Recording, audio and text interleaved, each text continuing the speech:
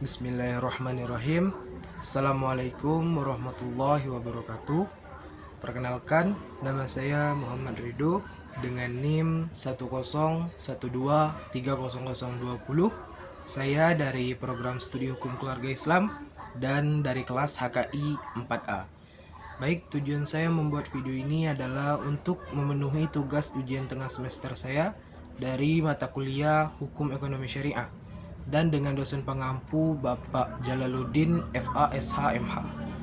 Baik, materi yang akan saya paparkan kali ini yaitu materi dari pertemuan ke-6 yang judul besarnya mengenai perjanjian syariah.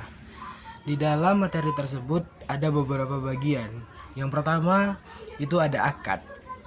Akad itu adalah perjanjian atau perikatan yang mengikat dua pihak atau lebih, yang menimbulkan hak dan kewajiban. Terus, prinsip akad itu harus jujur, adil, dan juga tidak boleh melanggar nilai-nilai agama atau nilai-nilai syariat. Terus ada perjanjian dan perikatan. Perjanjian dan perikatan itu adalah dua konsep hukum yang berkaitan. Perjanjian itu merupakan perbuatan hukum, sedangkan perikatan itu adalah hubungan hukum. Perjanjian secara penjelasannya itu perjanjian adalah kesepakatan antara dua pihak atau lebih untuk melakukan sesuatu. Perjanjian itu dapat dibuat secara tertulis maupun secara lisan. Terus yang kedua itu perikatan. Perikatan itu adalah hubungan hukum antara antara dua pihak atau lebih yang menimbulkan hak dan kewajiban. Hak dan kewajiban bagi para pihak tadi.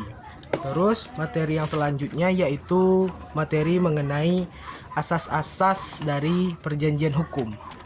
Asas-asas dari perjanjian hukum ini mungkin ada banyak, tapi yang bakal saya sampaikan itu hanya 6. Yang pertama itu ada asas kebebasan berkontrak.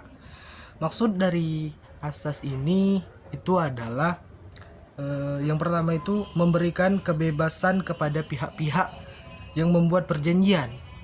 Artinya termasuk isi, bentuk, dan pelaksanaannya itu terdapat kebebasan. Dalam melakukan berkontrak itu harus bebas gitu loh. Terus yang kedua itu ada asas konsensualisme. Ini artinya perjanjian itu dianggap telah terbentuk sejak kedua belah pihak itu menyatakan mencapai kata sepakat. Terus asas yang ketiga itu ada asas itikat baik. Ini artinya adalah perjanjian harus dilaksanakan dengan kejujuran, dilakukan dengan keterbukaan, terus juga dengan saling percaya antara para pihak tadi.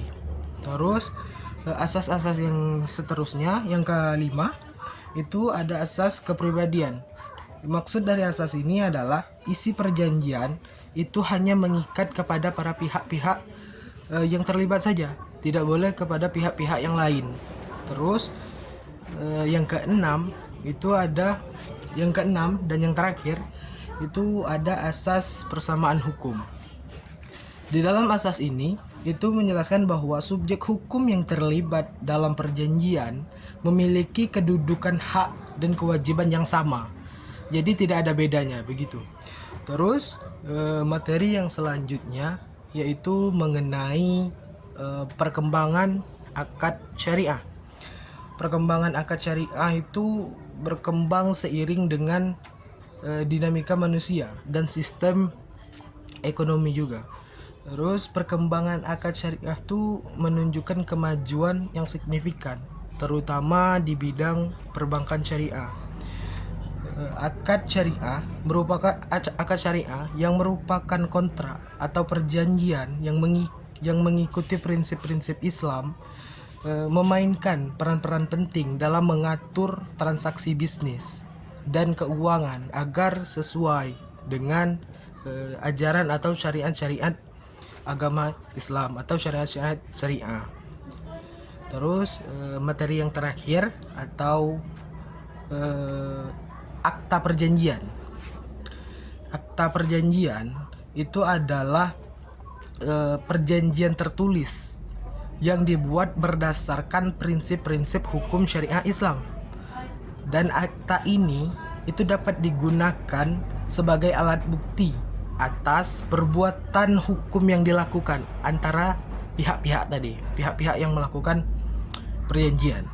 Terus akta ini itu juga dapat berupa akta notaril yang disusun oleh notaris dan memiliki kekuatan hukum yang lebih kuat dibandingkan dengan akta yang dibuat di bawah tangan gitu. Mungkin itu saja materi yang dapat saya sampaikan. Terima kasih. Wassalamualaikum warahmatullahi wabarakatuh.